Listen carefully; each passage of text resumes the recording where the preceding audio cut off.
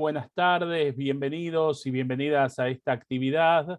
Es un placer para nosotros estar con ustedes acá, ya desde un Buenos Aires un poquito más fresco, imagino que también en el resto de los lugares, hermoso de los lugares que nos están escuchando. Mucha gente de la querida provincia de Entre Ríos, mucha gente conocida a quien aprovecho para mandarles un gran abrazo y un saludo. En esta oportunidad, vamos a dedicar esta actividad en memoria del rabino Rubén Saferstein, que ha fallecido días pasados, una gran persona. Acerca de él escrito en el periódico Nueva Sion, para quienes quieran entrar un poco y ver la semblanza de su persona, y generar un espacio de estudio justamente para generar el recuerdo, y justamente el tema de la memoria va a ser también uno de los ejes y el recupero de la historia que vamos a tener en el día de hoy. Antes de presentar formalmente a la actividad, aquellos que quieran hacer comentarios, tanto por Facebook como por Zoom, tienen la posibilidad de escribirnos al chat. Los que nos están viendo por Facebook lo pueden hacer al chat de Facebook, y aquellos que estén aquí conectados en el Zoom, iremos leyendo preguntas y comentarios de todos. Quiero agradecer asimismo también a la comunidad Betel. Esta actividad es organizada por Tzavta Centro Comunitario, la comunidad Betel y el periódico Nueva Sion, que venimos haciendo bastantes actividades en conjunto justamente para tratar de llevar lo mejor posible esta pandemia, estar junto a la gente. Esta actividad va a quedar grabada también como queda el resto de las actividades en el canal de YouTube de Tzavta.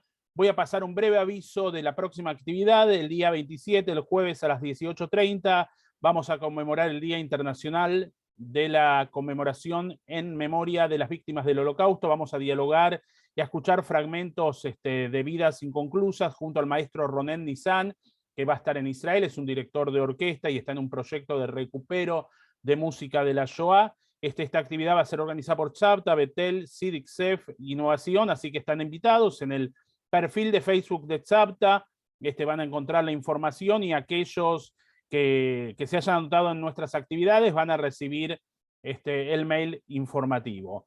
Y bueno, para mí es un gran honor realmente tener esta actividad. Primero, que quiero mucho a la provincia de Entre Ríos, conozco muchos de los lugares, me queda mucho por conocer post pandemia de la querida provincia de Entre Ríos, a la cual viajo hace más de 30 años, a la comunidad de Baza Bilbaso. Y nos toca presentar un libro, y para nosotros presentar un libro, la vez pasada presentamos el libro Supersticiones y Creencias Populares Judías con el rabino Yerachmiel Barilka. A nosotros la posibilidad que nos da presentar un libro es justamente centrar en temas que quizás no conocemos tanto o en la cotidianidad no abordamos. Y en este caso vamos a presentar el libro Los Manecos de la Capilla, pueblo sáharo al día de hoy rebautizado, el encuentro entre los colonos judíos y los afrodescendientes en tierras entrerrianas. Y como han recibido, tenemos 3 expositores que se han reunido por suerte para estar en Villaguay juntos para poder compartir esta actividad. A Susana Muchnik, nació en Villa Clara, vivió en la ciudad de Mendoza, coautora del libro. Abraham Arcuchín, nació en Villa Domínguez, autor de Cuentos para Repensar y del libro Teatro Pueblo, director de teatro y exdirector de cultura de la ciudad de Villaguay, provincia de Entre Ríos. Y a Ricardo Moreira, que nació en Villaguay, historiador y escritor, integrante de la agrupación Entre Afros y fundador del Centro de Estudios Históricos Regionales Gaucho Rivero. Así que tenemos un panel de lujo con 3 invitados de lujo que nos dan la posibilidad de estar compartiendo esta maravillosa tarde. Si quieren saludar primero nuestros invitados, los invito a hacerlo, y después vamos a pasar un breve video de introducción, si les parece. Abraham, te dejo entonces la palabra. Bueno, yo soy Abraham Arcusi, soy odontólogo pero jubilado, soy director de teatro, por ahí se me da por actuar también, ¿cierto? Y conjuntamente con el profesor Ricardo Moreira y mi señora Susana Arcusi, hemos abordado este tema muy significativo, a pedido de mucha gente que también quiere tener su historia y también quiere ser protagonista, como el caso de los manecos. Por ello hemos escrito este libro, Los Manecos de la Capilla. Si te parece, vamos a verte ahora actuar, para que vean que no solamente lo que decís es hablar. Yo me tomé el atrevimiento de hacer después cualquier cosa vamos pasando los links donde están completo la obra, este monólogo que haces. Vamos a pasar al principio simplemente para poder ilustrar un poco la actividad y adentrarnos, y después vamos a pasar la palabra al profesor Ricardo Moreira, que va a hacer una introducción más general sobre los manecos de la capilla, y después Abraham y Susana nos van a hablar más del vínculo con los judíos de los manecos. Así que bueno, los dejo con Abraham en su fase de actor, mejor que la de odontólogo, como charlábamos antes, ¿no? Manecos de la capilla. La meseta central de nuestra provincia siempre supo aprovechar los beneficios que le brindan riachos y arroyos internos. Hoy a la distancia comprendemos por qué los pioneros de la colonización se instalaron en esta región.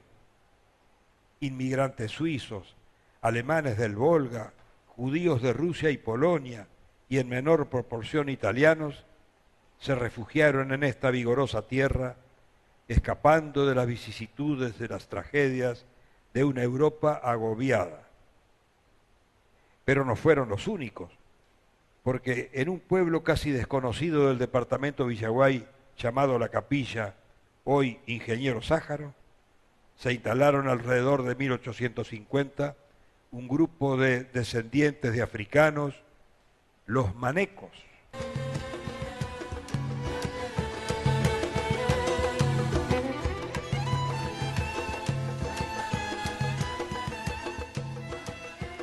¿Será realidad o será fantasía? La realidad de los manecos parece una fantasía, y la fantasía se transformó en realidad. Los vecinos del lugar afirman que maneco significa negro. Sin embargo, estudios recientes dan a conocer el término como apodo de Manuel. Lo cierto es que en la región se han inmortalizado como los manecos de la capilla. ¿Y cómo explicar el misterio de esa epopeya? Pues fue una hazaña que hasta el día de hoy parece increíble que se hubiera realizado.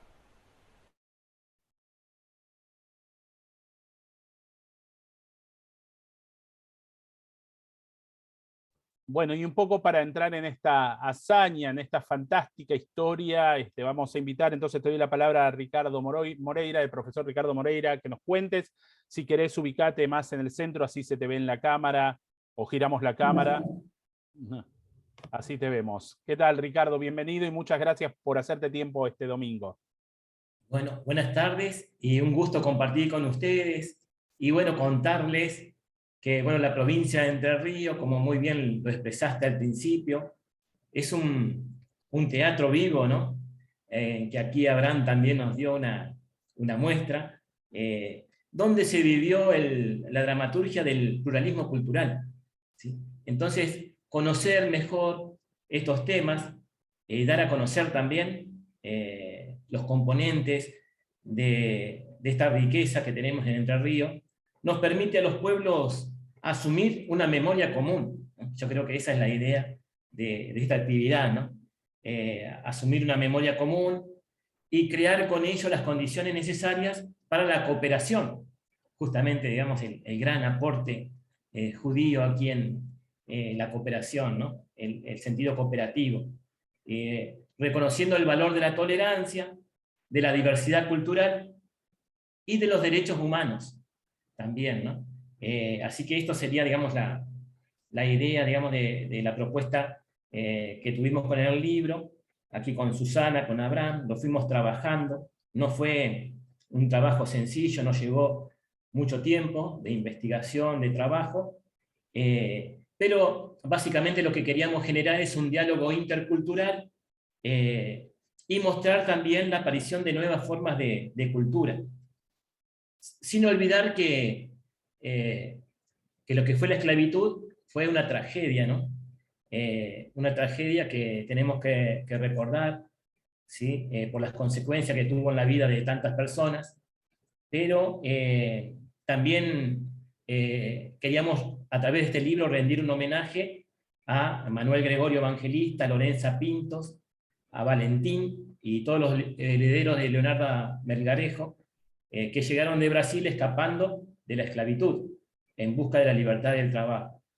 Y bueno, justamente la parte que ahora yo les voy a dar lugar para que presenten Abraham y Susana es contarnos, ¿no?, todas las vicisitudes, ¿sí?, que tuvieron que pasar estas personas para llegar aquí al centro de Entre Ríos, hasta específicamente el lugar llamado La Capilla, y después, bueno, contarnos la historia de cómo se instalaron, cómo fueron conviviendo también con la comunidad judía, esa hermosa relación de respeto, de solidaridad que hubo, y que son valores que nosotros queremos rescatarlos para transmitirlo a las nuevas generaciones, es decir, que los chicos, de pronto en las escuelas, conozcan estas historias, ¿sí?, de lo que fue la vida de nuestros mayores, llevada adelante en un mundo rural, donde las condiciones de vida eran muy heterogéneas, muy duras también, ¿sí? Sin embargo, unos y otros encontraron aquí el camino de la sana convivencia, la felicidad y sobre todo la libertad, que era el bien enorme que buscaban. Bueno, Abraham, ¿querés vos pasar entonces para contar un poquito las historias de cómo llegan los manecos a las tierras entrerrianas? ¿Y por qué el nombre La Capilla también para muchos que les puede resultar extraño? ¿Cómo no? Era el año 1850, cuando, escapando a las vicisitudes de una esclavitud, Manuel Gregorio Evangelista y su señora, conjuntamente con su hermano, atraviesan el Mato Grosso. Es decir, uno dice atraviesan el Mato Grosso, pero por supuesto que allí se produce un hecho dramático, tal es así que su pequeño hijo, muy chiquito, muere por desnutrición en plena selva, y no tienen otra alternativa que dejarlo en la horqueta de un árbol. Se silenció. Abraham, no sé por qué te dejamos de escuchar. Vamos a ver si se reconectan. Debe estar con un problema de conexión. Tengamos un poco de paciencia, que a veces las condiciones técnicas no son las que nosotros queremos. Ahí estás, Abraham, de nuevo. Vamos a sacar el video para ver si podemos retomar. Ahí está, retomar con vos. Ahí está. A ver si se mejora el ancho de banda. Tengamos un poco de paciencia. Pues depende de la conexión de internet de cada uno y a veces también del consumo que hay a nivel local. Nosotros estamos escuchando bien. ¿Ahí me escuchan? Ahí les saqué el video si quieren seguir contando. Estabas hablando de que la dificultad de las condiciones, Abraham, y que el hijo se murió de desnutrición. Hasta ahí escuchamos bien. Desnutrición en plena selva, y tuvieron que dejarlo en la horqueta de un árbol y seguir el camino de la libertad. Decía, pero no la libertad solamente en el papel, sino la libertad de amar, de trabajar, y para ello había que ser fuerte y luchar si fuera necesario. Y creo que lo hicieron. Lucharon hasta llegar a San Jorge y de allí a Ingeniero Miguel Sájarov o La Capilla. Ellos habían escuchado un poco sobre la posibilidad de venir acá hacia el sur, donde estaba abolida ya la esclavitud de Abraham. ¿Qué supieron y cómo fue el escaparse? Si fue tan sencillo o no tomar la decisión de escaparse de sus amos, ¿no? Pienso que no. En realidad, con un trabajo de imaginación, uno logra representar esa travesía. Pero en realidad sí escucharon de que más al sur había libertad de vientres, y el afro nacía justamente en condiciones similares al resto de los habitantes de este país. Y así fueron llegando, y tuvieron, como les contaba, esas vicisitudes, esa lucha con la selva, y divisaron un pueblito a lo lejos que se llamaba San Jorge, que hoy hubiera sido Villa Clara, pero no sé si por el cruce del ferrocarril, Villa Clara se trajo un poquito más hacia el centro de la provincia, y San Jorge quedó relegado a un pueblito, a un caserío, que uno de los matrimonios quedó allí, pero Manuel Gregorio Evangelista siguió hacia adelante y llegó a lo que es hoy Ingeniero Sájarov. ¿Y cómo fue el primer encuentro, ¿no? entre estas poblaciones tan diversas, ¿no? No sé si en Entre Ríos por esa época ya habían visto alguna vez algún negro. Sí, en el libro lo contamos tal vez de una manera imaginada por nosotros, pero suponemos que habrá sido así, ya que los descendientes no saben cómo fue el encuentro.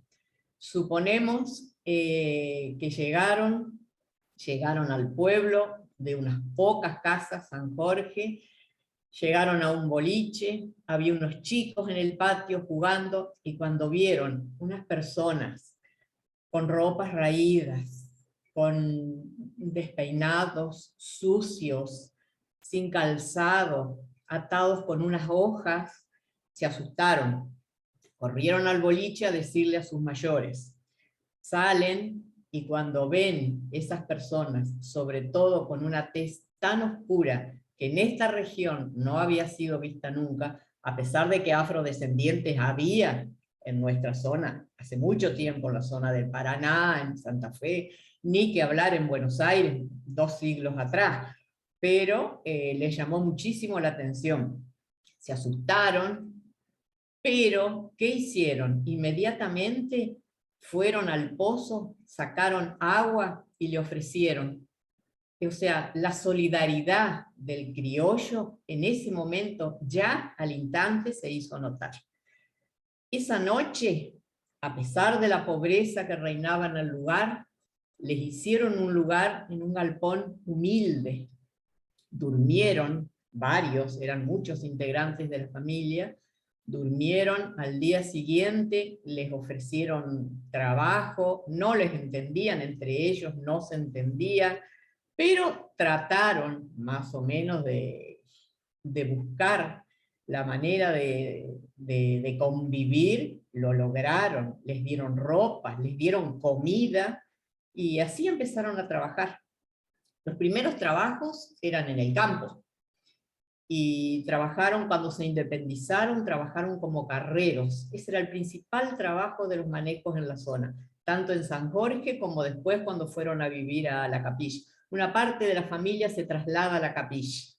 Quedaron en San Jorge unos pocos, pero la mayoría fueron a la Capilla. Esta gente, Manuel, tuvo 11 hijos, o sea que ya se va agrandando mucho la familia, todos trabajaban, de chicos todos colaboraban, y bueno, y así se fueron formando como familia en este lugar. Fueron trabajando en casa, las mujeres trabajaban como domésticas en las casas de algunos criollos del lugar, de estancieros.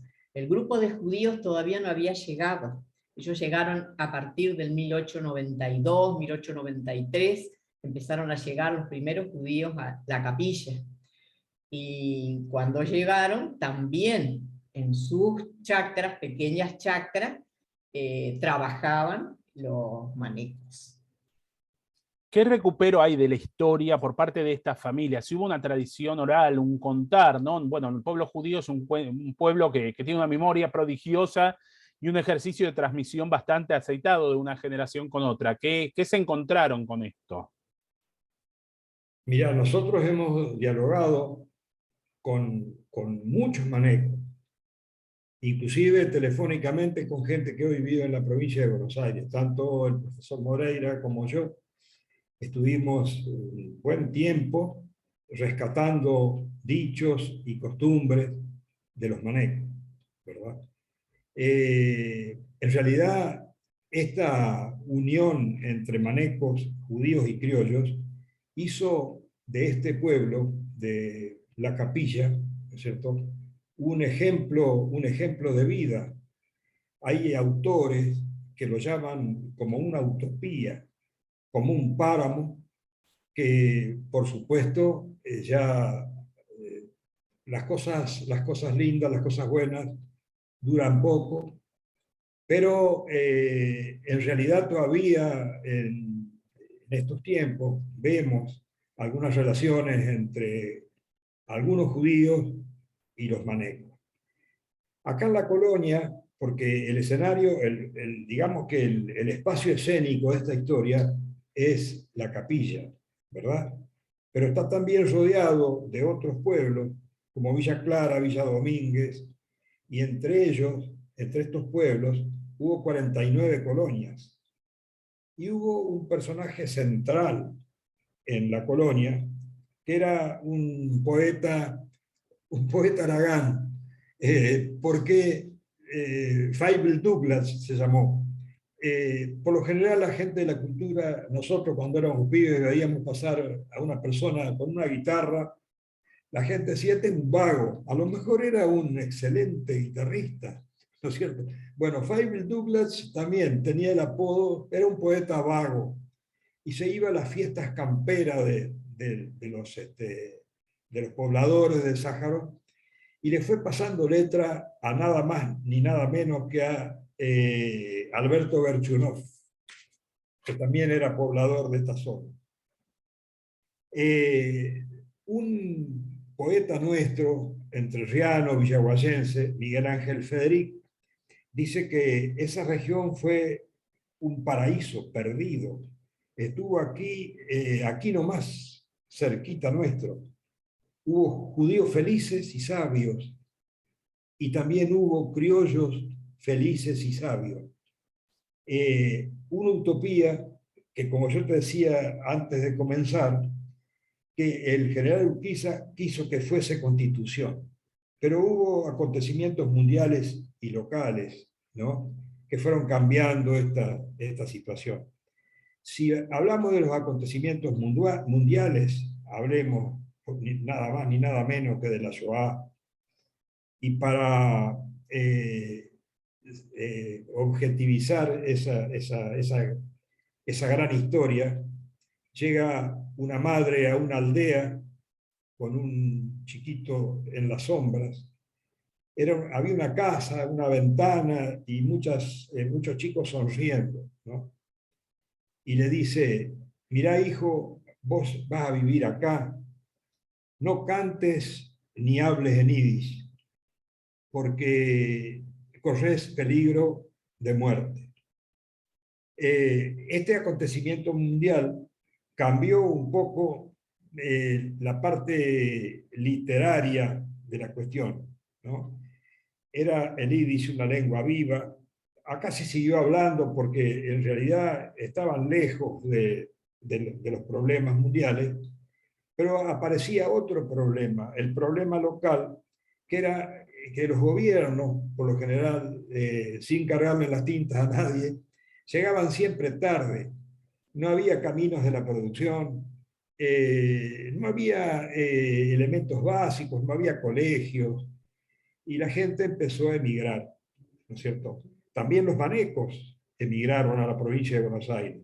Quedan algunos en Villa Clara, Villa Domínguez y por supuesto en Ingeniero Sáharo, pero la mayoría hoy no están.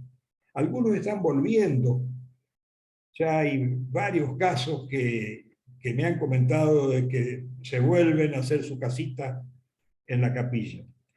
Pero en realidad esta cuestión de la no llegada del Estado hizo que la gente buscara mejores lugares para hacer estudiar a los hijos, para trabajar, etcétera, etcétera.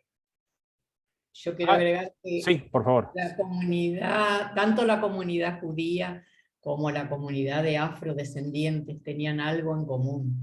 fueron perseguidos, fueron ultrajados, fueron despreciados en muchos lugares.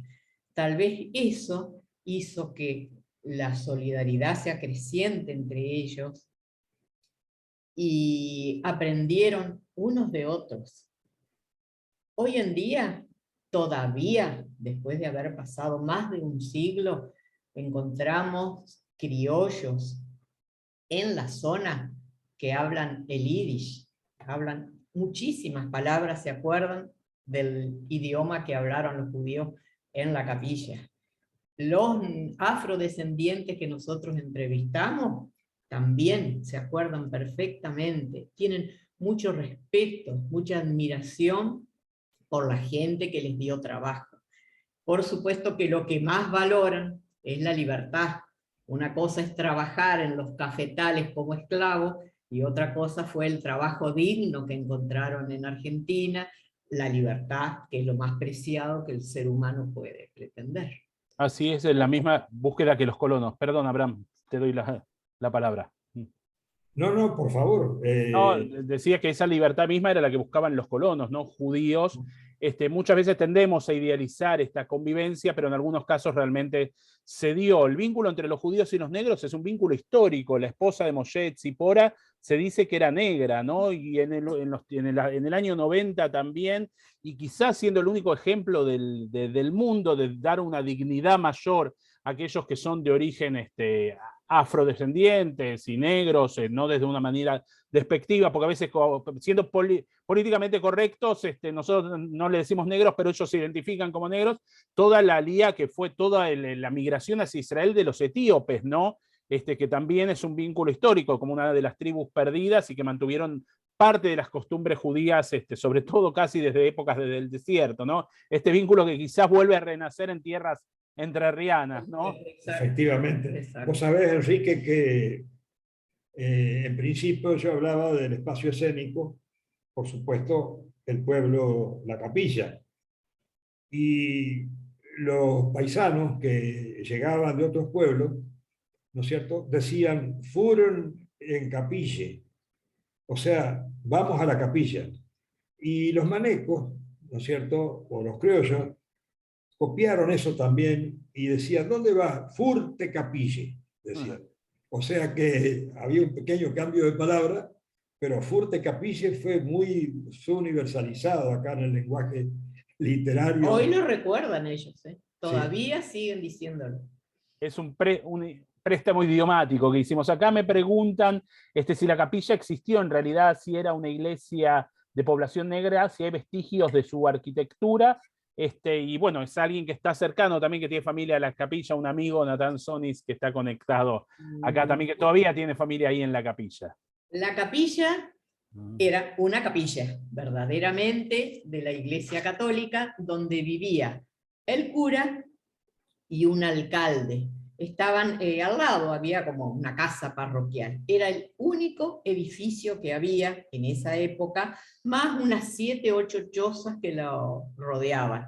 Los domingos en las misas venían los estancieros de la zona, los católicos, los criollos de la zona, y se oficiaba la misa en esa capilla. Alrededor de fines de siglo, ya cuando llegó el contingente grande de judíos que trajo el Barón Hirsch a poblar la capilla, el cura termina su actividad, el pueblo cambia tal vez y hay una mayoría de judíos, se sigue llamando la capilla, pero en esa capilla no hay un oficio religioso. La compra una familia Reumann, la usa como casa de familia, y después perteneció a la familia Yagubski, que fue la última que vivió en esa propiedad. Pero... Hemos hablado de los Yagubski, yo los he conocido a 2 hermanos, uno me preparó a mí para el Bar Mitzvah, David Yagubski, bueno, Máximo Yagubski, realmente autoridades intelectuales de la cultura judía y del idioma español, de la cultura argentina. El español que tenía Máximo Yagubski es un español aparte que no se usa más. Yo crecí en el Templo de Libertad y la traducción del Sidur, del libro de oraciones de Yagubski, es una pieza idiomática, ¿no? El conocimiento que tenía ¿no? O sea que estamos hablando realmente de un lugar pequeño en el mundo, que es la capilla y lo que salió ahí, ¿no? Que tiene que ver también, creo, con el producto de estas experiencias multiculturales que había en la región, ¿no? Y quizás preguntarle a Ricardo, así también lo damos, somos diversos, ¿no, Ricardo? Acá somos mayoría judía, pero bueno, vamos a ser lo más diversos posible, ¿no? No te vamos a hacer hablar en yiddish ni preguntar difícil. Saber cómo tomaron los criollos todas estas llegadas, ¿no? Porque tenemos el lado idealizado de algunos lugares, tenemos algunos que otros ejemplos de algún tipo de antisemitismo en realidad o de violencia hacia el otro, pero cómo tomaban los criollos, o si eran por distintas regiones, o todos tomaban de la misma manera que pasó en la capilla, y por qué en la capilla fue diferente. Bueno, te cuento que los primitivos habitantes de acá de Entre Ríos eran los pueblos originarios, en este caso los charrúas que estaban aquí en la zona del centro de Entre Ríos, y eran personas que se caracterizaban por ser muy hospitalarios, ¿sí?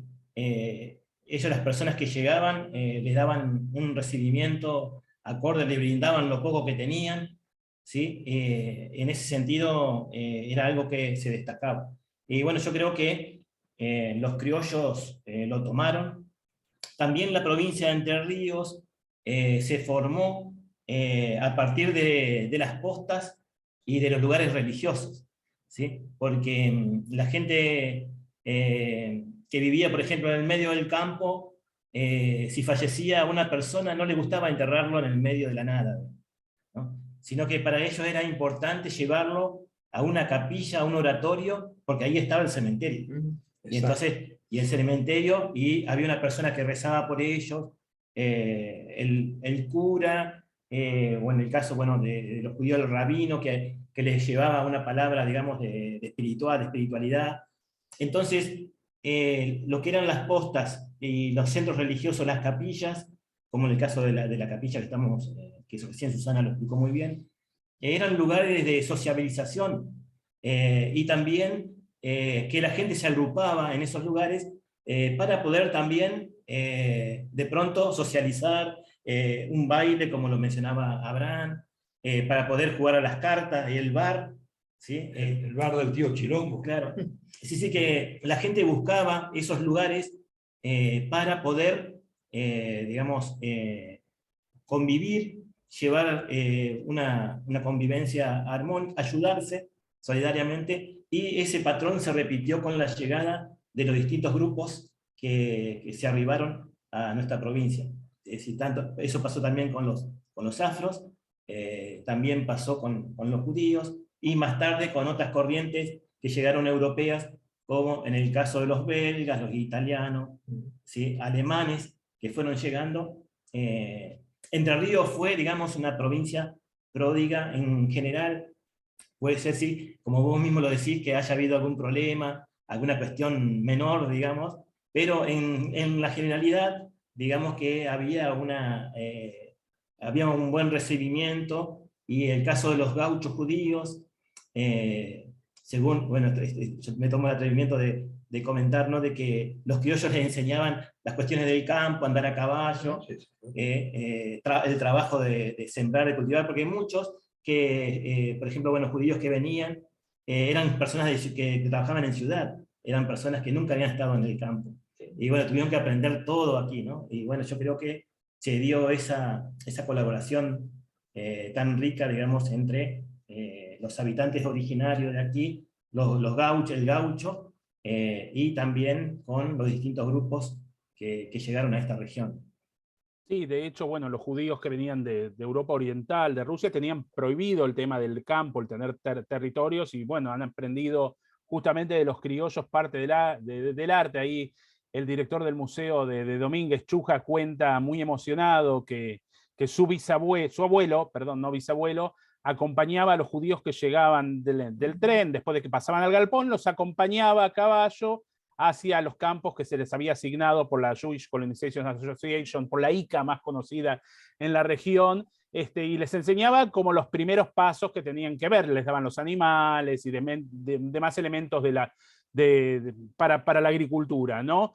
y él ahora, como director del museo, le toca mostrarle a sus nietos o bisnietos los lugares de donde venían la familia. Y para mí es algo que me quedó muchísimo, porque sigue siendo ese ciclo del vínculo que se tiene justamente con la tierra, con la historia, que es muy importante. Ahora vimos un poquito que los manecos tomaron de los judíos, parte del Yiddish seguramente, el tema del cooperativismo, el tema de la salud, el tema de la educación también. Ahora después vamos a ver algunas fotitos que he preparado por ahí, y de los criollos, por supuesto, el tema de andar a caballo y todo lo demás. ¿Qué tomaron los judíos de los manecos? ¿No? Si hay algo que pudiste ver de esos judíos de la región que hayan sido permeados por esta cultura. Efectivamente. Tal es así que Julio Ramírez, un maneco, refiriéndose a esa región, dice que esto era un páramo, ¿no? Los judíos fundan el fondo comunal, como bien dijiste vos, el tema del cooperativismo, y generan trabajo para varias personas. Había una sucursal, la casa central era justamente la capilla, y había sucursales en Villa Domínguez, Villa Clara, creo que en otros lugares también. Sí, ¿no es el cierto? campo, las moscas. Las Moscas, General Campo. Bueno, y ahí generaron trabajo. También para el esparcimiento había bailes, ¿verdad? Había baile en la casa de Doña Machenga, por ejemplo. Venían los judíos a bailar con las damas de la pista y se hacían kermeses a beneficio. Hasta se vendía artesanías en las kermeses. Y no sé si no se haya vendido matzá, torta flaca también, como artesanía en estos lugares, ¿verdad? Por eso pregunto, ¿se habrá vendido matzá? Yo creo que sí, porque Julio me dice que él compró en una kermés torta flaca. No sé, bueno, era lo que sobraba de pesas, que uno no sabe qué hacer después de pesas con la matzá que compró de más, ¿no? La vendían a los manecos. Tal es así que la fábrica de Janoski Hermano se origina en la capilla. Allí Janoski Hermano fabricaba la famosa matzá. Se fabrica soda en la región, ¿no es cierto? Yo me permití hacer más o menos la propaganda de los que vendían soda. Andaba en un carrito y decía, Idn, trink sode, far arup schwinglen der Kigel. O sea, lo voy a explicar. Invitaba a la gente a comprar soda para bajar el budín. Así es.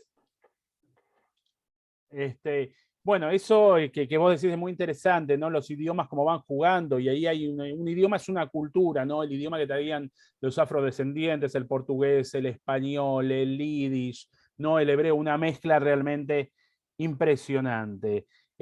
Una pregunta también respecto, bueno, el Sájarov era el contador de la cooperativa de la ICA, las ideas sociales del cooperativismo si están presentes en esta convivencia, ¿no? Quizás si se da también una idea. Sí, bueno, Ingeniero Sájarov o la capilla fue un pueblo floreciente. En ese 1902, más o menos, se funda el Fondo Comunal. Dicen que al principio no funcionó como se esperaba, hasta que llegó el ingeniero Sájarov, propuso muchas ideas, fue electo como presidente de la cooperativa y en ese momento puso en funcionamiento todos sus saberes que traía desde París, donde él había estudiado agronomía. Fue un hombre pudiente económicamente hablando, pero eso no impidió que él solo se ocupara de su gente. Él tenía una solidaridad innata. El cooperativismo fue la meta de su vida. Y gracias a él y a gente que lo rodeaba, el Fondo Comunal se convirtió en una cooperativa que ayudó muchísimo, muchísimo a la gente porque recibían los cereales, entregaban la semilla, Era un almacén enorme, no solamente en la capilla, sino en todas las sucursales, eran ramos generales, era tienda, todo lo que la gente de la zona necesitaba, la encontraba en el fondo comunal. Y encontraba también su manera de pagar como podía, que eso es otra. Bueno, después en la capilla además, en esa época había un pequeño hospital, había 2 médicos, había enfermeros, había farmacia, había una fábrica de matzá, había una platería, había herreros, que era un oficio que habían traído desde Europa y se usaba mucho en esa época. No olvidemos que no había caminos, iban en carruajes. O sea, fue un pueblo floreciente, verdaderamente. Así es, bueno, la primera cooperativa agrícola está fundada en Basavilbaso, ¿no? La cooperativa Lucienville, en homenaje, tengo que decirlo por contrato nada más, porque yo voy, como les conté, 30 años a la comunidad de Basavilbaso, si no me van a desterrar no me van a dar más pollo, ¿no? Ni knishes. Así que, pero interesante porque también no solo la solución fue en general, sino también para los propios colonos. El tema de la cooperativa fue una salida muy importante para la economía, cuando sobre todo los administradores apretaban muchas veces para que se paguen, porque un poco el modelo del Barón Hirsch era una ayuda no asistencialista. La idea es que los colonos se paguen las tierras, pero no habían tenido en cuenta varias cosas, ¿no? Los problemas climáticos, las plagas y demás las cosas cosechas, las pestes que han pasado, sí. Y demás. Entonces las cooperativas los ayudó a salir adelante y poder avanzar y progresar y comprar sus propias tierras. Acá aprovecho para saludar al doctor Gabriel Klemboski, traumatólogo, saludarte, miembros superiores creo eran manos, ¿no? Y demás, ya pasamos el aviso, que está en realidad, y su papá también de Paraná, que pregunta si no hay descendientes de manecos conectados en esta actividad, ¿no? Yo no los conozco por apellido. Ramírez de apellido son los que viven en la capilla, Evangelista, sí. Y Melgarejo. No hay nadie que está conectado de ellos, ¿no? Son personas muy humildes. Sí, son sí, gente, tal vez. son gente humilde, pero que en realidad, si ustedes lo permiten, algún día lo ponemos en pantalla. Sería fantástico, y sería fantástico poder hacer una visita por toda esta región y que nos acompañen y contar la historia. Vamos a ver si hacemos desde Tzavta con algunas otras instituciones que estamos pensando una visita por las colonias judías, y esta es una historia a incorporar, ¿no? Porque sobre todo muchas veces, y esto les quería preguntar, ¿cómo fue para los propios manecos encontrarse con su propia historia, ¿no? Porque este trabajo que ustedes inician un montón de otras cosas. Voy a aprovechar para introducir nada más, porque ya lo tenía preparado, alguna de las fotos para que veamos y ustedes nos cuenten un poco acerca de los trabajos de recuperación que se hicieron. Bueno, acá tenemos el cartel de bienvenida, la sinagoga de Ingeniero Sájarov, que hay adentro un museo, puede ser, si nos quieren contar algo, o solamente es el cartel. No, hoy es un aula, sí.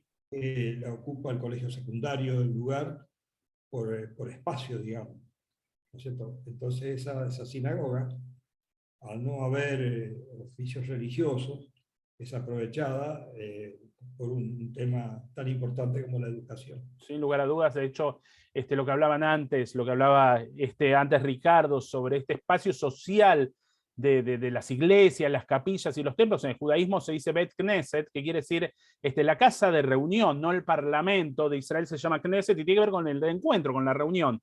Estas fotos las encontré googleando los manecos de la capilla, ¿no? Mujeres que, como ustedes decían, trabajaban, deben ser lavanderas, ¿no? Sí, eran casi todas las mujeres eran domésticas, ¿no? Te iba a decir que cuando se empezó, sobre todo mi esposo, que es el que estuvo interesado en rescatar, porque pasábamos enfrente del cementerio y se veía un abandono total, se habló, se trabajó, se habló bastante con distintos miembros del gobierno, hasta que se logró rescatar en el sentido de limpiar, de dejarlo en condiciones, de darle el valor que merece. Es un lugar sagrado. Fueron invisibilizados muchísimos años los manecos, y ahora cuando ellos vieron que hay un interés, que se está poniendo en valor lo que significa para ellos algo que es tan importante, se sintieron verdaderamente muy, muy agradecidos. Vamos a mostrar algunas fotos más que hay acá, ¿no? Sobre la presencia de los manecos en Entre Ríos y esto que hablábamos de la convivencia. Bueno, el cementerio justamente había algunas fotos ahí ya del cementerio cómo está recuperado. Y estas tumbas son muy clásicas. Escuché por ahí que es el único cementerio que hay como de negros en América Latina, ¿no? ¿Puede ser algo así? Sí, como negros exclusivamente, sin Sí. despreciar la palabra negro, Sí. creemos que es el único en la zona, o tal vez en América Latina. ¿Sí? Esta foto es del Museo de Domínguez, ¿no? Puede ser, sí, puede Yo ser. creo que es del Museo de Domínguez y debe ser algún testimonio justamente de los manecos. Sí, Abraham. Sí, con el cementerio aún nos han prometido más trabajo. Es decir, que allí va un tapial con símbolos afros. Un trabajo muy interesante, un dibujo que llegó a nuestras manos, pero que en realidad hasta ahora se concretó rodear el predio, preservarlo, que no es poco, y mantenerlo, ¿verdad? Ahora, en Ingeniero Sájarov se está haciendo el acceso asfaltado, y eso pasa por el cementerio, ¿verdad? Y aún creo que están haciendo una pequeña explanada también para estacionamiento, porque hay gente abocada a la recuperación turística del tema. Va a estar incluido En el circuito. en el circuito de las colonias judías, ¿sí? Sí, realmente también es un orgullo que haya judíos involucrados en el recupero de la historia también de una minoría como son los manecos, ¿no? Les quería preguntar después sobre el tema de, porque ustedes estaban hablando justamente de los testimonios que ustedes tomaron de los manecos para reconstruir su propia historia, si encontraron judíos que pudieron ayudar a reconstruir esta convivencia, esta historia de los manecos en la región, y qué contaban. Sí, cómo no, tenemos algunos casos. No sé si vos querés contar. Ahí ya de paso, Ernestina Susevich dice, Susana, que ponete frente a la cámara porque te quieren ver, Susana. Ah, bueno. Te quieren que estés en el centro de la escena. Ernestina es una amiga que vivimos de chicas, éramos amigas y ahora ella vive en Curitiba. A ella justamente le pedí asesoramiento preguntándole la palabra maneco. Ella está trabajando en literatura, en la facultad, consultó. Nosotros en la zona, de que me acuerdo, maneco quería decir negro. Bueno, nos dijeron rotundamente no, la palabra negro se dice de otra manera en portugués. Maneco es una manera de llamar a quien se denomina Manuel, como a José le dicen Pepe o a Francisco Pancho. Tal vez como Manuel Evangelista fue el líder de este grupo de afro que llegaron a la zona, la gente del lugar escuchaba que le decían maneco y ahí quedó. Ya todos le seguimos diciendo maneco después de tantos años. Esa es la verdadera historia. Acá vamos a incluir un poco las preguntas del público. ¿Cuándo y cómo cambia el nombre de capilla por Ingeniero Sájarov? Viviana nos pregunta. Es en la década del 80 que el gobierno, por decreto, el gobierno de la provincia del Entre Ríos, decide hacerle un homenaje. Se cumplían, creo que 100 años, no me acuerdo, no voy a decir cuántos años de el fallecimiento de Ingeniero Sájarov. Entonces, en homenaje a quien ha hecho tanto por la región, le pusieron el nombre de Ingeniero Sájarov al pueblo. Muy merecido, por cierto, a pesar de que nosotros seguimos llamándole la capilla. Por supuesto, hay pueblos que tienen dobles identidades, ¿no? El nombre oficial y el nombre con el que la gente la conoce. Con que la gente los llama. Y sí, es así. Blanca Aidez Saroca cuenta que vivió en la colonia de Esparramados y fue al primer grado escolar a la escuela de campo. Ahí también nos está escuchando Gustavo Efron, director del periódico, cuyo papá iba a caballo desde donde vivía al campo hasta la capilla a estudiar. Bueno, Miriam Greenberg, acá hay muchos, también me estaban preguntando por WhatsApp, ¿dónde se puede comprar el libro sobre los manecos? ¿En Buenos Aires, en Paraná, que quieren acceder al libro? En realidad hay un tiraje bastante reducido, ¿verdad? Por razones obvias. Se Por hicieron, razones de secreto de Estado, querés decir, ¿no? No por cuestiones económicas. Nunca económica. se hicieron algunos ejemplares. Todavía tenemos algunos, los estamos reservando para algunas presentaciones, ¿no? Pero seguramente Ricardo, que con el grupo Gaucho Rivero son los que están haciendo donde se puede hacer la adquisición del libro Los Manecos. Entonces ahí pedimos a Ricardo que nos diga dónde, así pueden seguir investigando la historia y viendo su trabajo. Tal vez el teléfono también. Sí, yo le puedo pasar mi número de teléfono. Perfecto. Yo lo anoto. Lo anoto esto como televisión en viva lo hacemos ahora. Así lo van anotando la gente. Yo ahora lo escribo en el chat y si no, agarren papel y virome como se hacía antes. Ricardo Moreira, para que Ricardo ya escribo, porque vos tenés una Y ahí. Ahí está. Decime el número de teléfono. Sí. 3455. Sí. 52 31 41. 52 31. 52 31 41. Ahí está escrito en el chat, para que lo tengan, lo anoten, lo copien, lo pegan, así pueden acceder al libro y al material. A ver, vamos a seguir con las preguntas. Blanca y de Saroca, bueno, y tuvo un compañero que contaba antes que iba a la escuela de campo de la familia Melgarejo. Tuvo un compañero de la familia Melgarejo. Por las dudas, si quieren después también, Blanca Aide Saroca, para tomar algún testimonio, después les paso el mail a ustedes si les interesa también para ampliar. Perdón ahí que me pidió Sandra Greenberg si podría ampliar las imágenes, las fotos era el tamaño que se podía, por la calidad que tienen. Liliana Oblud Sinner, los Janowski que hacían la matzá eran parientes de don Miguel Janowski de Villaguay. Sí, señor. Así es, los judíos siempre buscamos otros judíos. No sé si han visto a Peter Capusotto, el que tiene de los judíos, de los nombres y apellidos, que lo hace, en realidad es Pedro Saborido. Pedro Saborido está casado con una mujer judía y dice que su esposa y la hermana están horas hablando de los nombres, y no porque vi a Goldstein, hice esto, habló con esto, se la pasan media hora diciendo nombres para decir, lo vi la semana pasada. No necesitamos recordar, y esto es bueno, es justamente el ejercicio de memoria y esta tradición oral que antes hablábamos. A ver, vamos a seguir acá. Felicitaciones, Susana e Inge, por este hermoso trabajo. Es tu nombre de guerra, sabemos que te llaman Inge, así que Abraham lo felicitan. Horacio Aisikovic, Inge, ¿recordás el caso del negro Cosme de la Capilla? Muy reconocido en la zona. Cosme Evangelista era paciente mío, así que lo tenía ahí con la boca abierta, ratos largos, digamos.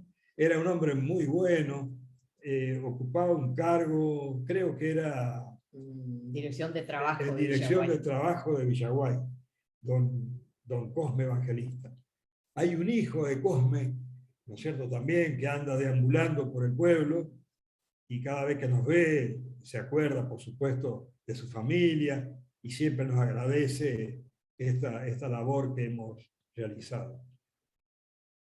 Acá me pregunta Ángela Cid, que es de México, porque ya vamos conociendo a alguna gente que se suma a las actividades nuestras, para que vean cómo la historia de los manecos trasciende ya la Entre Ríos y la Argentina. ¿Qué religión profesaban los manecos y si reciben apoyo de alguna iglesia? No, la verdad que los manecos, en realidad los afrodescendientes, venían de distintos lugares del África.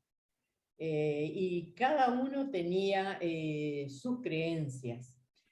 No se conserva mucho de sus creencias.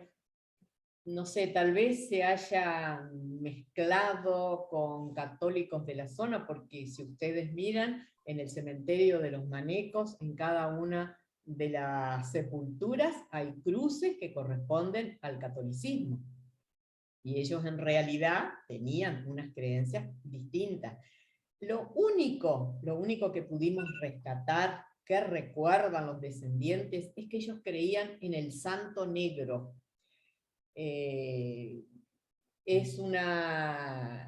Hacían algunas, no sale la palabra ahora. Una de las bisabuelas de estos afrodescendientes decía que tenía poderes especiales este santo negro. Ella lo tenía en un lugar especial, en su humilde casita, en el patio de los Manecos, que aún existe, en la capilla existe el patio de los Manecos donde ellos vivían. Ella cuando venía alguien a pedirle un favor especial, ella lo sacaba al santo, se persignaba de acuerdo al rito católico, decía algunas palabras ininteligibles, seguramente eran de idioma afro, lo colocaba colgado en una rama del árbol al santo, lo hacía girar y según para qué lado giraba, eso era lo que iba a pasar. Bueno, creer o no creer era la manera que ellos que creían. Ahora, lo que no se han encontrado, como se han encontrado, por ejemplo, en el Arroyo Leyes, en Santa Fe, algunas cerámicas, algunos trabajos, acá no se encontró nada. Según el escrito de Moreira, por ejemplo, en Santa Fe, sobre las tumbas de los afro, habían cerámicas. Y acá, ¿no? Acá hay cruces de acuerdo al rito católico.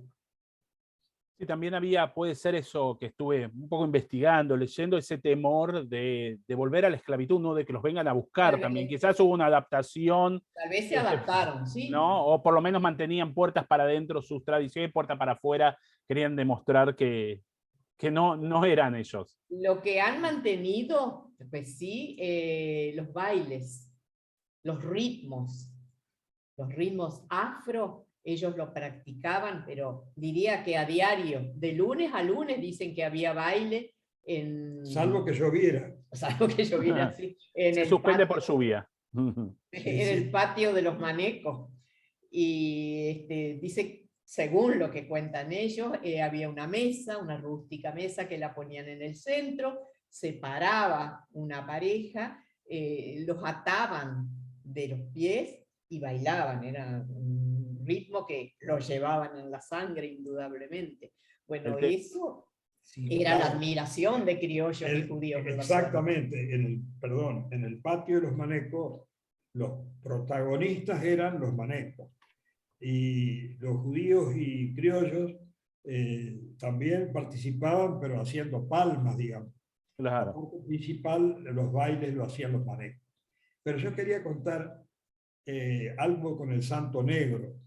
Frente al patio de los Manecos estaba el almacén de don Kremechuk, ¿no es cierto? Cuando Kremechuk era una relación óptima con los Manecos, pero cuando Kremechuk les cobraba las cuentas y los Manecos por ahí estaban un poco escasos de dinero, le decían, mirá Kremechuk, si nos seguís cobrando le vamos a decir a Santo Negro, le vamos a prender velas para que no tengas tantos clientes vos. Entonces Kremechuk hizo la ofensiva, entonces les regalaba velas para que los Manecos la prendan, para tener más gente. Por si funciona, una gran historia. Acá tenemos, bueno, Horacio Eisikovich, que nos pidió si le puedo habilitar el audio para contar algo sobre Cosme. Fíjate, ahí te mandé para activar el audio, Horacio. Sí, ahí está. Ahí está habilitado, muchas gracias. De nada, por favor. Buenas tardes, Abraham y Susana.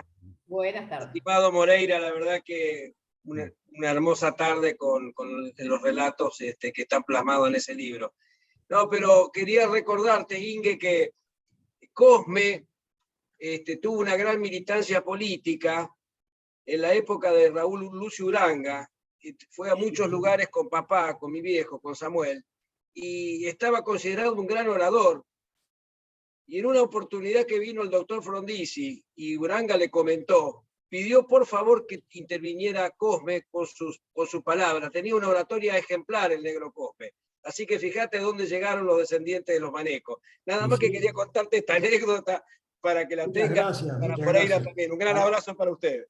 Igualmente, hay una cuestión similar con Bernardo Braslavsky, que también militaba en política, y creo que el candidato a gobernador, Laurencena, no podía venir a San Jorge. Entonces le encargó a Bernardo Braslavsky que haga apertura del acto y se refiera a la política que ellos iban a desarrollar siendo gobierno. Don Bernardo, que fue el primer comisionado de Villa Clara, ¿no es cierto?, marchó porque era fanático de Laurencena. Entonces empezó la hora, se inició el acto, y Bernardo dijo: yo soy Bernardo Braslavsky, carajo, y soy el buje del eje de la masa de la rueda del carro del radicalismo de Villa Clara. Lo demás no lo voy a contar porque ya pasaría a decir otras cosas que dijo Bernardo. Pero era fantástico, Bernardo. Era nada más ni nada menos que el buje del eje de la masa de la rueda del carro del radicalismo de Clara. Estas muestras sirven justamente para hablar del progreso, ¿no? De los lugares que fueron ocupando y vinieron con una mano adelante y una atrás, y con mucha esperanza y ansias de libertad. Acá, Liliana, esto va para Ricardo, que tiran una idea, Liliana Oblutziner, que dice: no se puede subir a una plataforma de internet o algo así, así compramos el libro en forma virtual, como para que lo pienses y avises cualquier cosa, nosotros con gusto lo vamos a difundir si lo desean así, para poder darle difusión al... Sí. Vamos a conversar. Y bueno, yo quería también aprovechar para hacer dos comentarios también con respecto al tema de lo que trajeron los negros, nos dejaron en nuestra cultura. También es la parte de la alimentación en cuanto a las comidas, las achuras. Porque el español en la época colonial y posterior era reacio a consumir las achuras. ¿Sí? Cuando se hacían las carneadas, ¿sí? En nuestros pueblos también, las achuras iban para los más humildes, que eran los negros, ¿no? Los que no podían comprar. Y entonces ellos hacían distintos tipos de comidas, y sobre todo el asado de achura, que hoy en día... es uno de los platos más ricos. Por lo menos acá en Villaguay, cuando uno va apreciado a una carnicería y pide achuras, dice: no, el viernes bien llega la achura. Llegás el viernes 1 hora, 2 horas después, ya no queda nada. No queda nada. Y bueno, y vos vas a ver que también en otras ciudades de Entre Ríos, a los barrios donde vivían los negros se llamaba el barrio del mondongo, ¿sí? Era por la característica, digamos, de la cocina del mondongo, que bueno, a muchas personas por ahí no les gusta, pero era también algo clave. Imagino. Y con respecto al Santo Negro, yo quería también mencionar que, bueno, que quizá lo van a ubicar con el nombre de San Baltasar. Los 3 Reyes Magos, el Santo Negro era San Baltasar, que era, ese era el nombre, digamos, del Santo Negro que trajeron desde Brasil. Y también yo quería contarles que estos grupos que llegaron a la zona del Río La Plata y también a la zona del sur de Brasil, venía del tronco bantú, que tenían su religión, por supuesto, sus lenguas, pero bueno, al llegar a América tuvieron, digamos, que fusionarse con los habitantes y adoptar, digamos, una nueva lengua, como fue el portugués, una nueva religión, como quizás un poco impuesta, también como la católica. Entonces, por eso es que estos afros que llegaron aquí a la zona de la capilla, ya tenían entonces, ya venían, digamos, con las creencias religiosas católicas, como el caso del Santo Negro. Te quiero contar, Enrique, sobre el bar del tío Chilongo. Bueno, escuchamos. El tío Chilongo, en realidad, la gente que venía a casa a charlar con Susana, con Ricardo, conmigo, ¿no es cierto?, eran sobrinos de... Por eso se acuerdan siempre del tío Chilongo, del tío Sanso, que ya les va a contar Ricardo. El tío Chilongo tenía un bar, y allí empezaron las primeras payadas en la provincia.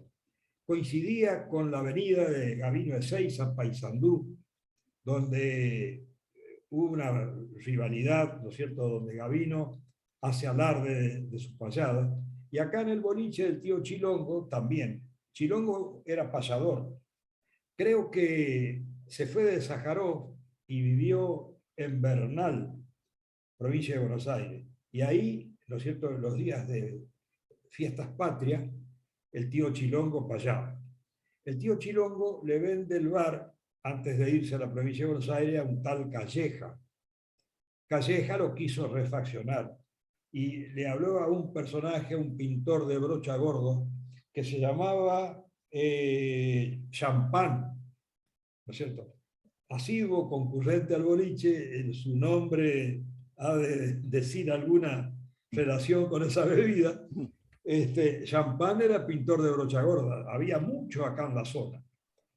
Acá tuvimos uno en Villaguay famoso, pero yo estoy hablando de Champán. Calleja le dijo que pinte la pared, todas las paredes menos la que estaba detrás del mostrador, porque Calleja tenía las anotaciones de los que le debían, ¿cierto? Pero estaba también la deuda de Champán. Así que donde Calleja faltó un día a la casa, le pintó la pared y se produjo un blanqueamiento de capitales.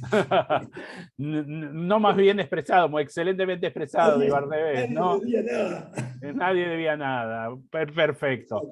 Es una costumbre también judía, ¿no? Que después de los 7, después en el Yobel, después del año 49, en realidad, en el jubileo, en el año 50, las tierras vuelven a sus dueños. Acá las deudas se anularon. Perfecto. Así que bueno, también un poco en esto que traía acá Ricardo sobre las achuras y el mondongo, que tenía que ver justamente, creo, por lo menos con lo que imagino, con situaciones socioeconómicas de no poder comprar la carne que realmente era lo que todos buscaban. También los judíos así con el pescado, ¿no? El gefilte fish lleva 2, 3 pescados porque no había plata para comprar el mejor pescado. Entonces la mezcla que es, y muchas veces, bueno, ahora se ha perdido, que las bobes hacían con las abuelas, con la piel del pescado, era para demostrar como que compraban un pescado, era para adornar y mostrar que no era una mezcla de pescados, o la cabeza que solemos comer, o la cola y demás, tiene que ver justamente con cuestiones socioeconómicas. Y después se terminan popularizando, ¿no? En el caso de los manecos les fue mejor con las achuras que a nosotros con el pescado y gefilte fish, ¿no? Así que los tenemos que felicitar. Acá, Isabel... Sí, no, con respecto a las comidas, que las comidas de ellos, bueno, perfecto, eran las achuras, pero si un día no tenían las moneditas suficientes para comprar las achuras, ellos recuerdan, nietos y bisnietos nos cuentan que los carniceros de la zona, ya sean criollos o judíos, les regalaban la carne. Nunca dejaron a un maneco con un plato vacío. Les regalaban la carne. Y había un carnicero que cuando veía que la situación era muy difícil para ellos, les daba las achuras y las moneditas que traían se las devolvían, decirle que te sirvan para otra cosa. Fue una solidaridad muy, muy notoria la que existía. Y con respecto a las comidas, nos contaba este señor Julio Ramírez que en las kermeses que se hacían, los criollos, por ejemplo, traían las tortas fritas para vender, para degustar. Los judíos traían los knishes, que eran muy apreciados. Ahora te digo que hoy en día todavía, tanto en Clara, Domínguez como en Villaguay, hay mucha gente que no pertenece a la comunidad judía y vende knishes, vende tortas de miel, de leicas, todo porque aprendieron justamente trabajando en casas judías a preparar todas estas comidas. Es así, mira, tenemos a alguien conectado vía arriba antes de Moisés Ville, que también es un lindo lugar para recorrer. La panadería creo que se llama Central, que ahora están, los dueños no son judíos, pero prepara el mejor kemishbroy casi de la Argentina, ¿no? Que fueron heredando las recetas de aquellos que fueron sus dueños. Acá Isabel Tamayo dice: buenas tardes, soy venezolana, vivo en Santa Fe, colega de Gustavo Efron, felicitaciones por el trabajo, emocionada por el diálogo, gracias. Ruth Domínguez Reina, felicitaciones Susana Inger, Cousin, me siento una privilegiada por tener el ejemplar. Ahora le vamos a pedir que lo ponga en subasta, ¿no? Hay que hacer una nueva edición, un lujo tener a Inge dentro del grupo Mundo Judío Shoah, nos enorgullece y nos educa con su sabiduría. Gracias, por supuesto, a todos por la participación y comentarios. Moisés Gurevich, felicitaciones por el libro, por esta presentación. Fui a la escuela de la capilla de 3º a 4º grado en los años 1940 y trabajé en el fondo comunal. Conocí a Cosme, Sanso y Doña María, una comunidad extraordinaria. Lidia Strapter, de Villa Clara, a quien saludo, aprovecho también. Qué bueno que nos hagan conocer esta historia. Felicitaciones a los autores. Celia, que es mi mamá, lo voy a decir, porque si no después se enoja. Los Janowski tienen parientes en el cementerio de Basavilbaso, dicho por un amigo Janowski en Buenos Aires. Darío Vidal, las llamadas del candombe de San Baltasar se hacen en homenaje al Río Negro, San Baltasar, todos los 6 de enero para el Día de Reyes. Comento esto como una tradición afro que se sigue realizando. Ahí está en la actualidad. Perdón porque se había partido el micrófono. Gracias por la colaboración de todos, ¿no? Y bueno, cuéntenme el pueblo cómo toma ahora, porque preguntamos cómo tomaban los negros, los manecos, su historia que se está, de cierta manera, reescribiendo a través del trabajo que ustedes hicieron. Bueno, la historia judía de los colonos judíos es bastante conocido, pero cómo toma el pueblo Sájarov o la capilla encontrarse con una historia que no estaba tan difundida. Bueno, primero es el agradecimiento y por supuesto el conocer las raíces. Bueno, hace unos minutos nombraron a un gran músico de la capilla que se llamó Sanso, que también era payador, poeta, y él, bueno, Roberto Romani, es un poeta de Entre Ríos, escribió una poesía, ¿sí?, en homenaje a él, que si me permitís en unos minutos Sí. yo la puedo recitar, porque en esa poesía está contada la historia, ¿sí?, de los manecos, haciendo por supuesto centro en la figura de Sanso, que fue este notable músico surgido allí en la capilla.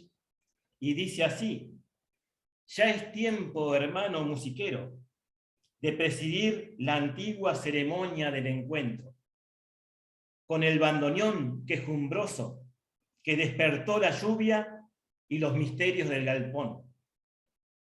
Antes de tu capricho con pentagramas de libertad, anduvo tu abuelo, Manuel Gregorio, el primer evangelista que aturdió de tambores la siesta de los Montieles cerca de Villaguay.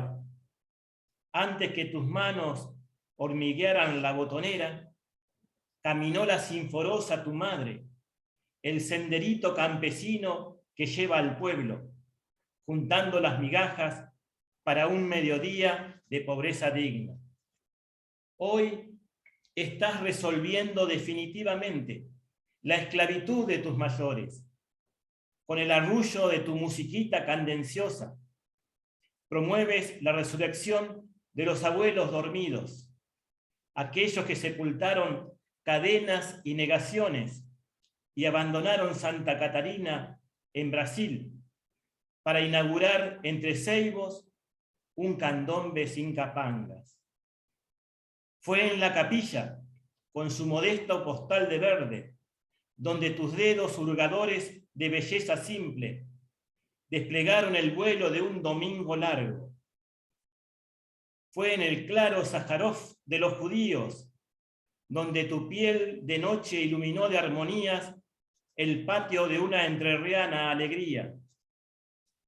Cerca del cementerio de los manecos, un anciano ubajay de flores blancas y frutos amarillos cobijó cada día tus sueños trovadores, para avivar añoranza de los mayores, para reír con gurises descalzos y buenos.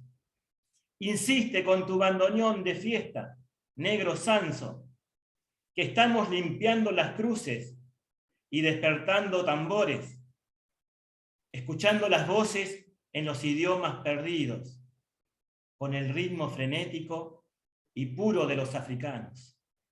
Insiste con tu bandoneón herido, negro Sanso, que canta la Avia Yala de los sembradores con la sangre vital de un río de eternidad. Qué hermoso relato, ¿no? También que nos pone en un plano interesante. Estaba pensando recién mientras escuchaba la lectura, Ricardo, ¿no? El tema del concepto de la otredad y del otro, ¿no? En esa región, ¿no? Como que no había miedo al otro, ¿no? Que es lo que nos pasa quizás ahora, por lo menos los que vivimos en grandes ciudades y también, también en pequeños lugares o otros lugares que vemos al otro como una competencia, como alguien que nos puede robar, la violencia, no, ahí me parece que el concepto de otredad, todos eran otros, entonces era muy, muy difícil tenerle miedo al otro, ¿no? El negro que venía por la libertad, escapando de la esclavitud hacia la libertad de estas tierras, los judíos perseguidos por la Rusia zarista y los cosacos, ¿no? El criollo también, los pueblos originarios que también tuvieron sus persecuciones, como que fue el encuentro de muchos otros, ¿no? No de iguales, sino de muchos otros. Quería seguir un poquito con el público, con lo que está escribiendo. Me parece importante escuchar y amplificar su voz. Tengo una pregunta antes que me mandaron por WhatsApp sobre el tema de dónde está ubicado el cementerio, si está ubicado más cerca de la colonia de Villa Sájarov o afuera en otro lugar, en otra villa. No, está desde la ruta 130 que va desde Villaguay a Colón, hacia la derecha, o sea, entrando hacia la capilla, están los primeros 3 kilómetros, antes de llegar a lo que sería la plaza de la capilla, está el cementerio de los negros. Y ahora está señalizado con el cartel que vimos, ¿no? A la izquierda hay cartel, la provincia ha hecho cartelería, sí, se puede llegar perfectamente. Roberto y Susana Krochik dice: gracias a los autores que nos han hecho conocer una historia desconocida, excelente actividad. Adolfo Gorskin pregunta si es un mito o fue real el que hubo casos en que alguna negra fue nodriza amamantando al hijo de una judía que de tanto parir entre 8 y 12 hijos no tenía leche para alimentarlos. Sí, Claro. sí, eso sí, son casos, no sé apellidos, pero que son casos reales, sí. Acá, bueno, Pame, orgullosa de mis abuelos estudiosos, soy Perla Granado Arcusin también. Gracias por compartirnos tus abuelos acá y por reconocerles el trabajo. Nora Fistein de Basavilbaso también, aprovecho para saludarte, que está haciendo un gran trabajo en la comunidad judía de Basavilbaso, recuperando también la historia, una gran educadora también y que participa en nuestras actividades. Cuenta que en el año 1995, cuando publicaron Tierra de Promesas, Elena Solniki y Susana Chiaramonte, ¿viste? A mí me cuesta más los apellidos, sí, me cuesta más los apellidos no judíos que los judíos, al revés que todos, ¿no? Será por alguna cuestión personal de años de trabajo. Referenciaron la presencia de los manecos, titulando el artículo La perla negra de la colonia. Negra, sí, exacto. ¿No? Que ahí tenemos una enfermera abnegada que trajo al mundo muchos chicos. Era la madre de Julio Ramírez, nuestro referente, quien nos dieron la mayor parte de los datos sobre los afrodescendientes. Como para ir cerrando la actividad, primero decirles muchísimas gracias por el tiempo, por el trabajo que realizaron. Esperemos poder acceder al libro. Ya vieron que hay mercado para el libro, así que hay que hacer algunas ediciones más. Ahí, Ricardo, te dejamos el desafío para poder justamente seguir investigando sobre la historia, más allá que Google también ayuda a esto. Pueden poner los manecos de la capilla y van a poder algunos videos. He visto algunos videos donde hay testimonios de los tres y demás para seguir investigando, ¿no? Esto es un puntapié para seguir conociendo la historia, y aquellos que quieran acercarse a la capilla, a las colonias judías de Entre Ríos y también de Santa Fe, es una historia hermosa de encontrarse un capítulo también en lo personal para el pueblo judío, un capítulo muchas veces también desconocidos de puertas para afuera de la Argentina, que vale la pena conocer. ¿Qué sueño tienen con respecto a esta historia? ¿Dónde les gustaría que llegue esta historia? ¿Qué más les gustaría poder encontrar y difundir? Y si quieren agregar algo más a título personal. Yo únicamente contar una anécdota más. Uno de los vecinos de Ingeniero Sájarov, don Feliciano Liboski, tenía la costumbre de tomar mate en la vereda con su señora, ¿no es cierto? Entonces el fondo comunal estaba cruzando la calle de los Liboski. Entonces él le dice: no me acuerdo cómo se llamaba la señora, Negra, cambiarle la yerba al mate, que yo voy hasta el fondo comunal y vuelvo enseguida y seguimos tomando mate. Bueno, él se va al fondo comunal, ella entra a cambiarle la yerba al mate y en ese momento se produce un auto, se quedó sin frenos y se introdujo en la casa de los Liboski. La señora asustada salió hasta el fondo comunal y le dice: Feliciano, Feliciano, un auto se metió en nuestra casa. ¿Cómo puede ser? Dice, si yo tengo la llave, dijo. Bueno, la cuestión es que los manecos fueron a socorrerlo y sacaron el auto de adentro de la casa de esta familia. Grandes anécdotas. Veo que sos un acumulador interesante de historias y anécdotas, y el teatro también es parte de eso, ¿no? Debe ser parte Por supuesto. Yo quiero decir que este libro lo fuimos armando despacito, fuimos recopilando todas las anécdotas, y se escribió como un homenaje a lo que fueron los manecos en la comunidad de La Capilla y en sus alrededores, un agradecimiento de la comunidad judía. Seguramente mis abuelos, nuestros abuelos, hubieran estado orgullosos de saber que se hace un agradecimiento a esa gente que tanto los ayudó. Así Sí, es. bueno, en mi caso, contar que, bueno, la llegada de los esclavos, el trabajo de los esclavos en toda la provincia, no solamente los manecos, bueno, ellos aportaron mucho, eran personas trabajadoras, muy humildes, pero trabajadoras, y bueno, hacían todos los oficios. Entonces, fueron siempre una población muy útil, que aportó, digamos, y la idea mía es, a través de, digamos, del libro, la difusión del libro, que puedan los chicos en las escuelas, tanto primarias como secundarias, y de institutos terciarios también, puedan llegar a conocer esta historia, ¿no? Es decir, que como parte de nuestras raíces constitutivas, de lo que es la entrerrianía, que tuvimos este aporte tan rico de la comunidad judía, de la comunidad maneca, ¿sí? De los criollos, de los pueblos originarios que vivían allí también, que bueno, somos nosotros parte de todo esto, y es una riqueza que tenemos, ¿no? Eso sería, digamos, y bueno, de alguna manera esto ya se está dando porque el día de la presentación fueron muchos docentes, fueron estudiantes de literatura, chicos de escuelas secundarias, así que bueno, más allá de la edición modesta, como comentó Abraham, que no hicimos muchos ejemplares, porque todo se hizo a pulmón, digamos, no hemos recibido aportes, digamos, de nadie, entonces esa es la razón, digamos, de que no hay tantos ejemplares para ofrecer, pero gracias a Dios se está divulgando. Esto también es una herramienta extraordinaria, así que estamos muy agradecidos, muy contentos de poder estar aquí compartiendo con ustedes. Y la idea sí es que las nuevas generaciones se vayan haciendo cargo también de esta historia tan rica que tenemos. A nosotros, de cierta manera, desde Tzavta, desde nuestras actividades, pueden verlas en el canal de YouTube, también nos gusta rescatar estas historias que muchas veces no son contadas, son olvidadas, y tampoco hay muchas intenciones de que se sepan, ¿no? En esto último que decías, Ricardo, y coincidiendo con Abraham y Susana también en la perspectiva, hicimos la presentación de un libro de la América colonial judía, ¿no? Sobre la influencia y el contacto que había entre los judíos y grandes próceres de América Latina, y el aporte que se ha hecho desde Simón Bolívar a San Martín, y que tampoco se cuenta mucho esto en la historia oficial, si podemos llamar, o en la historia curricular o escolar.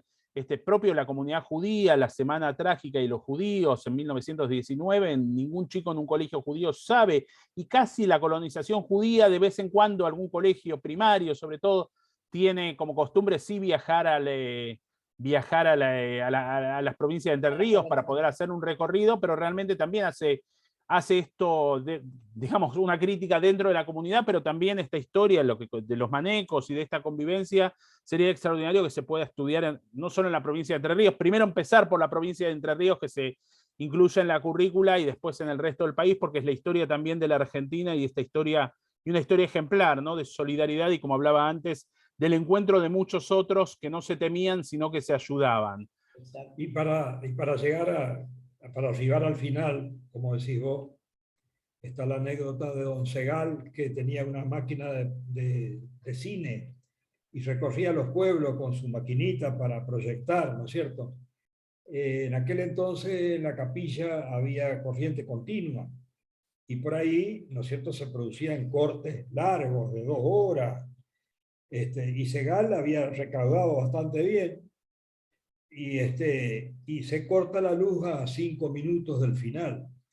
Entonces Segal se subió arriba de una silla y les dijo, ¿no es cierto? El barco zarpó y se casó a la chica con el muchacho. Les contó directamente el final. Les contó el final. Digamos, Abraham, veo que hay ahí un talento, obviamente no lo voy a descubrir yo, pero si querés me ofrezco como representante en Landricina judío para contar las anécdotas y las historias, ¿no?, que recorren ahí. Así que ahora estás jubilado, empecé a escribir y nos vamos de gira ahí, por lo menos por Entre Ríos, me imagino algunos amigos nos van a llamar, ¿no? No, tengo varias. Se nota que te gusta y bueno, eso es importante. Nosotros decimos siempre, yo siempre digo en distintas oportunidades, ¿no?, que el pueblo judío es un pueblo que le gusta acumular historias y contar, y que nuestro pueblo cuenta cuentos y cuenta historias no para dormir como se usa para los chicos, sino al revés para despertarnos, y que todas estas cosas nos despiertan inquietud y a nosotros es fantástico. Acá Viviana Seidel dice, me encantó la actividad, muy lindo lo que contaron, gracias Viviana también por sumarte desde Buenos Aires. Horacio Aisikovich nombra a Fischl Liborsky, que creo fue mencionado también durante... Sí, Feliciano. Ahí está, era Feliciano el nombre en Yiddish. Viviana dice, muchas gracias al historiador y a los escritores, todos talentosos y que mantienen viva la historia de nuestra patria chica. Gustavo Efron, que está de vacaciones, que nos escucha ahí, nacido en Concepción del Uruguay. Un gran abrazo a los autores. Soy el hijo de Simón Efron y nieto de Fabián e Inés. Mi papá me hablaba mucho de los manecos. Bueno, Carmen Rosenblatt de Avigdor, a quien debo la visita de Avigdor, pero lo mandé a mi mejor amigo Leon Aidorf durante muchos años a que acompañe la comunidad. Dice, muy linda actividad, conocía sobre el tema, pero siempre se aprende y se conoce más. Gracias a todos. Ernestina Susevich, me acuerdo de Segal, iba a mi colonia San Vicente. Así que acá tenemos la idea de que no es fantasía, sino lo que cuenta es real, y esto lo vamos a vender muy bien, Abraham, de tu recorrida por las provincias, porque acá tenemos la legitimación que fue así. Me faltó el tema de Segal, la zarpada del barco. Venimos con sonido y todo, con producción extraordinaria. Gustavo Efron acá dice la frase sonaste maneco, o soñaste, creo que sonaste maneco, que me habías dicho Gustavo, que era una historieta de caras y caretas, era utilizada mucho en la colonia, también me contaba mi viejo. Francisco Canaro, creo que en un tango se refiere, dice, sonaste maneco. Tengo que investigarlo, me lo contaron hace poquito. Bueno, siempre hay pistas para seguir investigando, y lo bueno de estas actividades justamente es para poder no solo difundir, sino también muchas veces la gente aporta distintos datos y distintas perspectivas sobre una temática. Mirá, acá ya tenemos la gira, ya tenemos el primer contrato. Graciela Antonín dice, los esperamos en el departamento de Colón, cuando inicien la gira artística, ningún problema, vamos, y ya ahí también comprometemos a Ricardo de imprimir el libro para ir a vender el libro. Ya hacemos las dos cosas, ¿no?